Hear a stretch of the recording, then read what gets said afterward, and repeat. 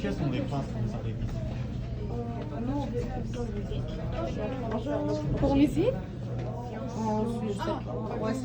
Ici, c'est musique. Je vois. D'accord. On monte par où pour science? Là-bas, il y a les percussions. D'accord. Si vous voulez rentrer et regarder, c'est ici la place où les voix ils pratiquent. C'est bon, super. Merci beaucoup. Merci, Ok, mademoiselle. je vais voir alors. Ok.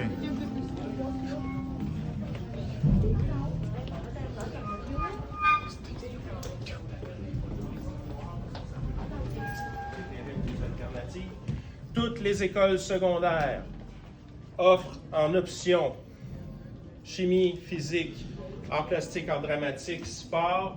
Des fois, ils vont offrir aussi multimédia. Ce que les écoles secondaires n'offrent pas, c'est ce qu'on offre ici aussi en plus. Donc, il y a quelques écoles qui offrent l'entrepreneuriat, mais il y a très peu d'enseignants au Québec qui sont formés en entrepreneuriat. Donc, malheureusement, il n'y a pas beaucoup d'écoles qui l'offrent. Nous, ici, on l'offre. En fait, ces 3 cours-là, c'est moi qui les donne. En entrepreneuriat, votre enfant, c'est quelqu'un qui aime monter des projets, qui a besoin d'être en action, qui a besoin de faire des choses, qui a besoin de prendre des responsabilités. C'est la place.